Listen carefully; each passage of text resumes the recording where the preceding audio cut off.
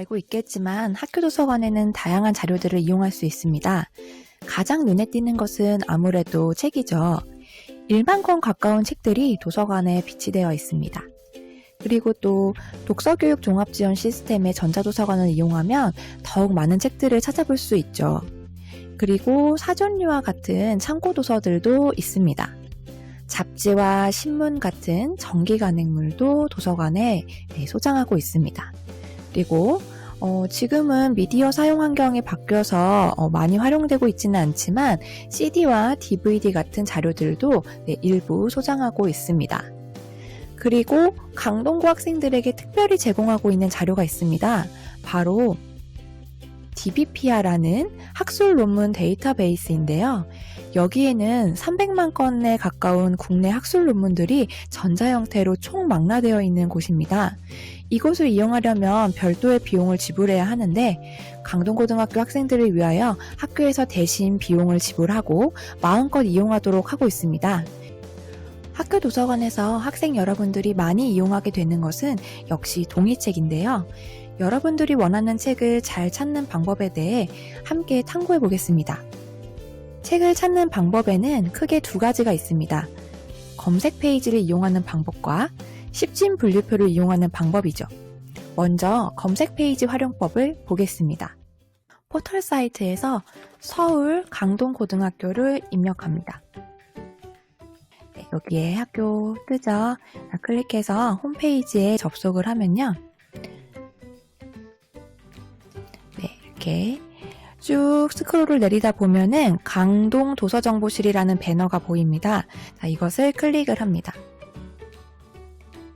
그러면 강동고등학교 도서관 자료 검색이라는 검색창으로 바로 연결이 됩니다. 이 하단에 세 칸으로 해서 이렇게 여러분들이 검색을 할 수 있는 창이 나오는데요. 여러분들이 찾는 책과 관련된 정보를 이곳에 입력을 하면 됩니다. 자료명으로 검색을 할 수도 있고요. 저자 이름으로도 검색을 할 수가 있고 출판사로도 검색을 할 수 있고 또 주제도 가능합니다. 그리고 ISBN이나 ISSN으로도 검색이 되고 KDCN으로도 되는데요. 자, 이게 다 무슨 말이야? 라는 학생들이 있을 것 같아요. 그래서 제가 이것들이 도대체 뭘 말하는 것인지 설명을 드리도록 하겠습니다. 자, 여기 책 표지를 보면요. 가장 큰 글씨로 책 제목이 보입니다. 그리고 저자 이름도 보이는데요. 이렇게 책 등에서도 확인하실 수 있습니다. 그리고 표지에 또 창비라는 출판사명도 보이네요. 그리고 책 맨 앞페이지나 맨 뒷페이지를 보면은 책에 대한 발행 정보가 적혀 있는데요. 자, 이 책 같은 경우는 맨 뒤에 있습니다. 아까 봤던 정보들도 보이고요. 그리고 여기서 확인할 수 있는 게 바로 ISBN인데요. 국제도서표준번호로 책마다 부여되는 고유 번호입니다. 그리고 뒷표지를 보면은 이 책의 주제를 어느 정도 파악할 수 있는데요. 자, 청소년 소설이라는 것을 알 수 있습니다. 도서관에서 붙인 라벨에 813.6이라는 숫자가 보이시죠? 이게 바로 KDCN입니다. 한국 십진분류법에 의한 번호이죠. 자, 여기 검색 조건을 자료명으로 두고 페인트라고 친 다음에 검색을 눌러볼게요. 자, 우리가 찾는 그 페인트가 나왔네요. 아니면 내가 알고 있는 게 책 제목이 아니라 저자 이름이다. 그러면 이희영이라고 치고 검색을 누르고 그러면 또 역시 나오죠. 그 다음에 이번에는 내가 아는 출판사는 창비다. 자, 그러면 근데 지금 창비라는 출판사가 워낙 큰 출판사다 보니까 나온 책들이 굉장히 많아요. 우리 도서관에도 책이 너무 많죠? 이 중에서 찾는 거는 조금 번거롭다는 생각이 드네요. 그죠? 그러면 다른 걸 한번 해볼까요? 자, 주제는 청소년 소설이라고 검색을 해볼게요. 이건 역시 청소년 소설이라는 주제를 가진 책이 너무 많기 때문에 검색 조건으로 넣기에는 좀 불편한 감이 있네요. 그죠? 이번에는 ISBN으로 한번 볼까요? 자, 페인트의 ISBN은 9788936456894 라네요. 검색을 눌러볼게요. 네, 역시 나왔습니다. 네, ISBN은 하나밖에 없는 거기 때문에 굉장히 정확하죠. 그 다음에 KDCN, 네, 이게 한국 십진분류법에 의한 이제 분류 번호인데요. 813.6을 검색을 해볼게요. 근데 813.6이라는 게 의미하는 게 한국 현대 소설이다 보니까 또 굉장히 많습니다, 책이. 네, 이것도 역시나 좀 무리가 있네요. 네, 이렇게 검색 결과가 너무 많이 나오는 경우에, 이런 경우에 좀 더 세부적으로 들어갈 수 있는 방법이 있거든요. 그걸 한번 다른 책을 예시로 해보겠습니다. 일단 주제를 고양이라고 해볼게요. 고양이. 그리고 나는 고양이를 주제로 한 책 중에 문학으로 된 거를 보고 싶다. 뭐 소설이나 에세이나 이런 걸 보고 싶다라고 하면은 그냥 고양이라고만 주제를 치면 좀 많은 책이 나올 수 있는데 그걸 좀 문학으로 좁히고 싶은 거죠. 그러면 두 번째 칸에다가 문학을 딱 분류할 때 쓰는 기호 8을 입력을 합니다. 우리가 문학책은 다 분류 기호가 8로 시작을 했죠. 그래서 8을 입력을 해요. 그리고 여기 오른쪽에 이 화살표를 누르면 and 그리고 또는 제외하고 이 세 가지로 선택해서 검색을 세부적으로 할 수 있는데 그리고로 놓고 검색을 하겠습니다. 하면은 지금 이거는 주제가 고양이이면서 문학인 책들, 그러니까 교집합이죠.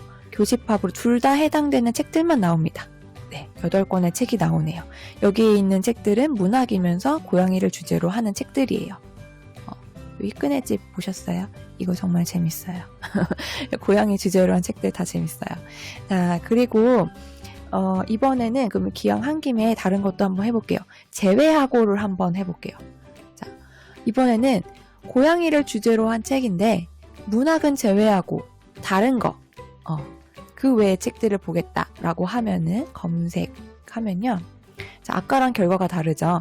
이번에는 우리 고양이하고 인사하실래요? 이거는 약간 뭔가 인생에 뭐 교훈을 주는 그런 책이고 거실의 사자나 고양이 도감, 길고양이 안내서 이거는 좀 이제 과학적으로 고양이에 대해서 과학적으로 관찰한 그런 책들입니다.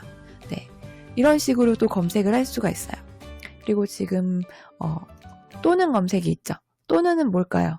네, 둘 다 해당되는 거 합집합이죠. 네, 근데 지금 이걸 눌러버리면 고양이를 주제로 한 책이면서 800번대 책이 다 나오기 때문에 엄청나게 많은 책이 나올 거예요. 한번 눌러볼게요. 네, 4265건이 나오죠.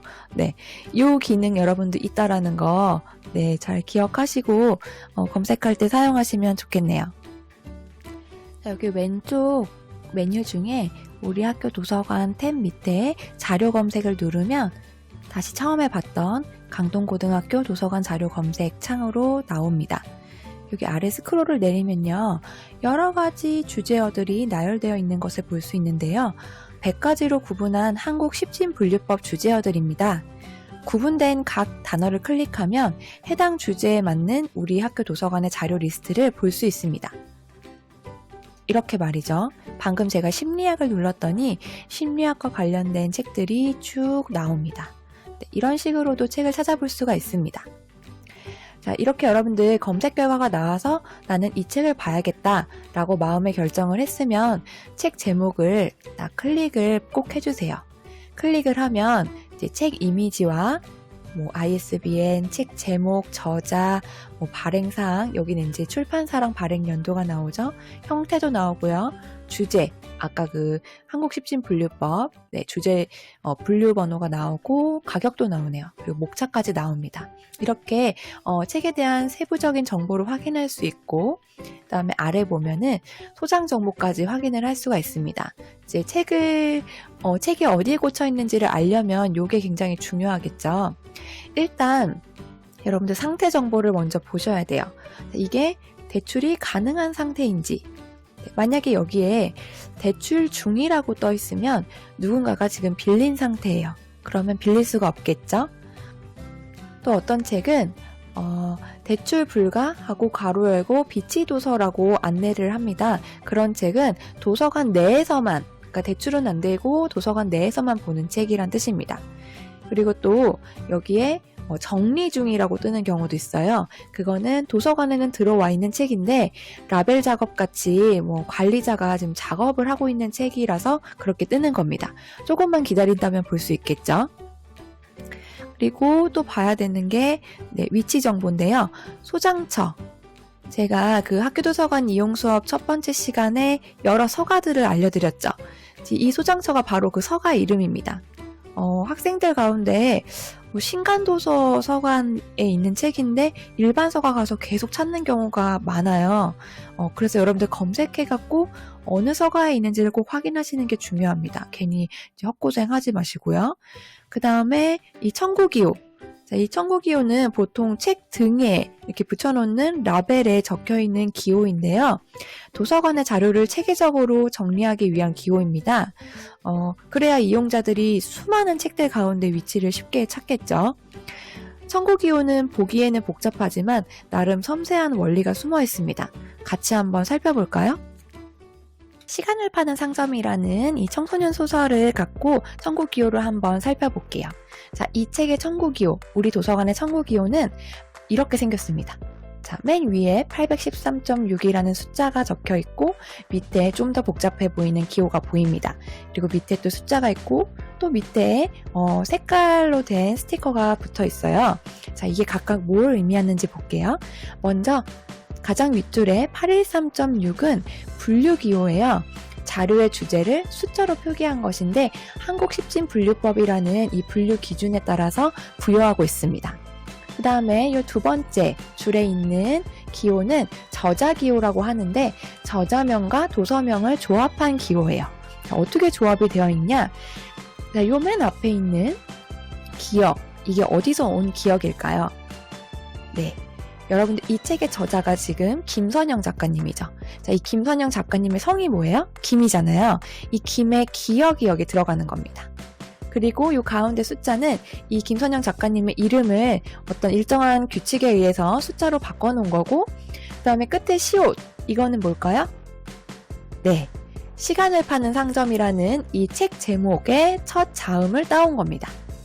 그래서 이 기준에 의해서 책을 꼽게 되면은 같은 주제의 책이 한 곳에 모이게 되고, 그리고 그 같은 주제의 책 안에서 저자의 이름 순서대로 꽂히게 됩니다.